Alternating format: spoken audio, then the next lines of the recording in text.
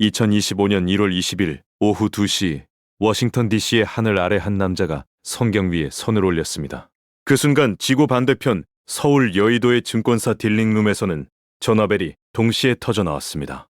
도널드 트럼프 미국 대통령이 취임 첫날 관세 행정명령에 서명했다는 소식이 전 세계 금융시장을 뒤흔든 것입니다.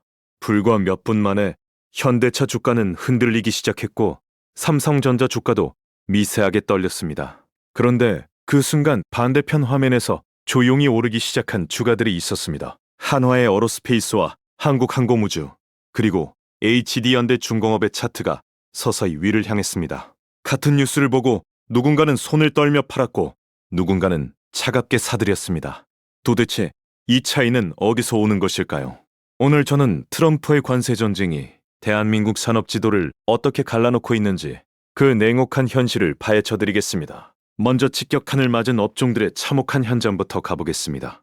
2025년 4월 자동차 업계는 그야말로 벼락을 맞은 상황이었습니다. 트럼프 행정부는 전 세계 수입 자동차와 부품에 25% 관세를 부과하기로 선언했습니다. 한국기업분석연구소 리더스 인덱스의 분석에 따르면 배터리 업종의 84.6%가 직접적인 영향권에 놓였습니다. 자동차와 부품은 81.3%, 그리고 반도체는 69.6%가 관세의 사정권 안에 포착됐습니다. 현대차와 기아는 대미 수출 1위 기업으로 이 폭탄을 고스란히 맞아야 했습니다. 현대차 호세 무녀스 대표이사 사장은 2025년 4월 서울 모빌리티쇼에서 당분간 미국 시장에서 가격을 올리지 않겠다고 단호하게 말했습니다. 하지만 전문가들은 재고가 소진되면 가격 인상이 불가피할 것이라고 내다봤습니다.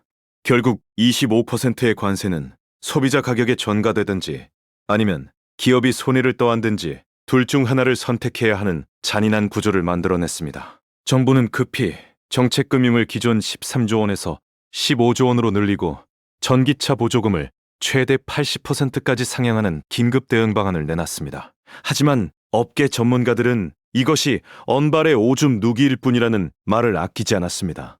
반도체 업종도 마찬가지였습니다. 트럼프는 2025년 8월 에어포스원 위에서 수입 반도체의 200%에서 300%까지 관세가 오를 수 있다고 발언했습니다. 이 발언 하나로 삼성전자와 SK하이닉스의 주가는 단 하루 만에 크게 흔들렸습니다. 삼성전자는 텍사스 테일러 공장을 가동하며 미국 현지 생산 비중을 높이는 대응에 나섰지만 단기적인 피해는 피할 수 없었습니다. 철강과 알루미늄은 이미 25% 관세를 맞고 있었고 중국산 철강이 아시아 시장으로 몰려들면서 글로벌 철강 가격은 공급 과잉으로 인해 추가 하락 압박을 받게 됐습니다. 이것이 직격탄을 맞은 업종들의 2025년, 2026년 풍경입니다. 그런데 바로 이 지점에서 놀라운 일이 벌어졌습니다. 같은 시기 전혀 다른 업종의 사람들은 조용히 미소를 짓고 있었습니다.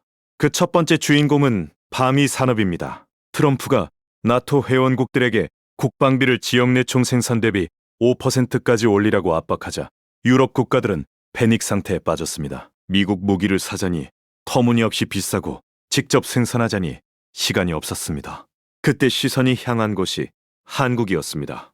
한화의 에어로스페이스의 K9 자주포와 현대로템의 K 전체는 이미 유럽 전장에서 성능을 검증받은 무기였습니다. 폴란드와 루마니아와 에스토니아가 경쟁하듯 한국 방산 기업들의 문을 두드렸습니다.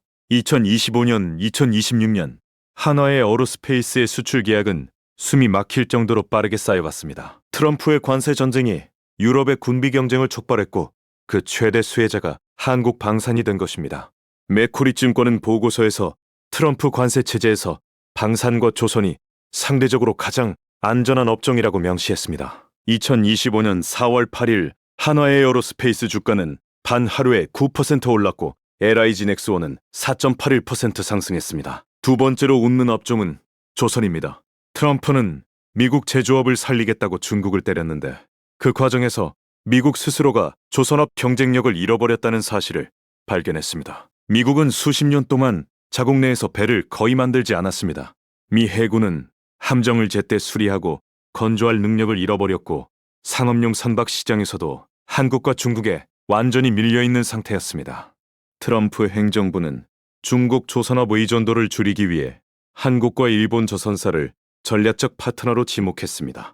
2025년 HD연대가 미국 최대 방산 조선사인 헌팅턴 인걸스와 선박 생산성 향상 및 첨단 조선 기술 협력을 위한 양해각서를 체결했습니다. HD연대 중공업 주가는 그날 6.72% 급등했고 HJ중공업은 무려 11.11% 뛰었으며 하나오션도 8.32% 상승했습니다. 트럼프가 중국을 때릴수록 한국 조선이 웃는 구조가 만들어진 것입니다. 여기에 트럼프의 드릴, 베이비 드릴 정책, 즉 미국 에너지 생산 대폭 확대 정책이 맞물렸습니다. LNG 수출 인프라가 확대될수록 LNG 운반선 발주가 폭증하는데 이 배를 만들 수 있는 나라는 사실상 한국과 일본밖에 없습니다. 세 번째로 의외의 수혜자가 등장합니다. 바이오, 의약산업입니다. 이것은 관세와 직접 관련이 없어 보이지만 오히려 그 덕분에 큰 반사이익을 누리게 됐습니다. 미국 의회는 2025년 바이오 시큐러법을 통과시켰습니다.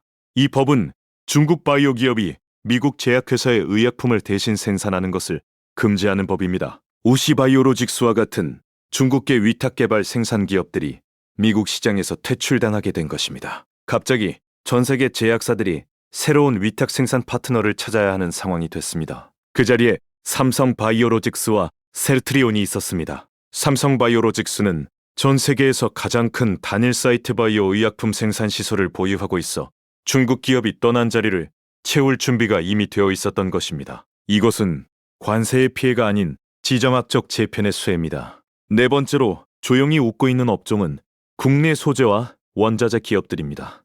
트럼프는 중국산 히토리와 텅스텐과 배터리 소재에 고율 관세를 부과했습니다. 히토리는 스마트폰과 전기차와 미사일 유도 시스템에 들어가는 필수 소재입니다. 중국이 전 세계 히토류 생산의 70% 이상을 장악하고 있었기 때문에 미국은 공급망 위기에 빠졌습니다. 그러자 강원도 영월 상동광산이 다시 주목받기 시작했습니다. 수십 년 동안 방치되었던 이 광산은 세계 최대급 텅스텐 매장지 중 하나입니다. 포스코 퓨처엠과 에코프로비엔 같은 배터리 소재 기업들도 중국 대체 공급망으로서 새로운 기회를 잡게 됐습니다. 이쯤 되면 하나의 패턴이 보입니다. 전쟁에서 이기는 자는 포화를 맞는 최전선이 아니라 무기를 만드는 후방 공장입니다. 이것이 관세 전쟁의 냉혹한 법칙입니다. 피해를 입은 업종과 수혜를 받은 업종의 차이는 단 하나입니다. 미국이 중국을 대신해 필요로 하느냐 아니냐 하는 것입니다. 자동차는 미국이 직접 만들고 싶은 제품이기 때문에 한국 자동차는 관세로 밀어내야 할 대상이 됩니다.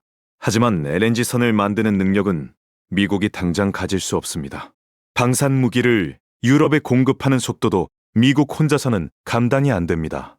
바이오 의약품을 중국 없이 생산할 대안도 단기간에 만들어낼 수 없습니다. 이 차이가 곧 생존과 번영의 차이가 된 것입니다. 그렇다면 이 무역 전쟁은 앞으로 어디로 흘러갈까요? 2026년 3월 미국은 한국을 포함한 16개 나라에 무역법 301조 조사를 개시했습니다. 자동차와 반도체와 철강이 조사 대상이고 한국 제조업 84%가 직격탄 범위 안에 들어간다는 분석까지 나왔습니다. 상황은 더 긴박하게 돌아가고 있습니다. 하지만 동시에 2026년 3월 방산과 조선과 바이오의 수출 계약은 계속 늘어나고 있습니다. 전문가들은 공급망 재편이라는 거대한 흐름이 최소 5년에서 10년은 지속될 것이라고 봅니다. 그 기간 동안 피해를 입은 업종은 미국 현지 생산 비중을 높이거나 수출 시장을 다변화하는 방식으로 살아남아야 합니다. 현대차 조지아 공장의 가동 확대와 삼성전자 텍사스 공장의 투자는 그런 방향입니다.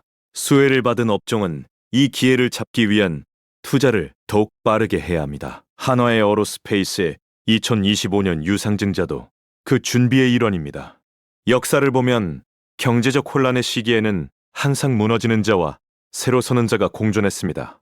2000년대 초반 중국이 세계무역기구에 가입했을 때도 같은 일이 벌어졌습니다. 값싼 중국산 제품이 밀려들어 미국 제조업이 무너지는 동안 글로벌 물류기업과 유통기업은 역사상 최대 호황을 누렸습니다. 이번 관세전쟁도 다르지 않습니다. 무역의 흐름이 바뀌면 그 흐름을 타는 자와 거스르는 자의 운명이 갈립니다. 지금 이 순간 대한민국의 산업 지도는 전쟁 이전과 전쟁 이후로 나뉘고 있습니다. 자동차 공장의 조용한 생산 라인과 조선소의 활기찬 용접, 불꽃이 같은 나라 안에서 동시에 존재합니다. 이것이 지금 우리가 살고 있는 2026년 봄의 현실입니다. 당신이 속한 업종은 지금 어느 쪽에 서 있습니까? 그 답은 이 전쟁이 끝난 뒤 당신의 삶이 어떻게 달라질 것인지를 결정하는 가장 중요한 질문입니다.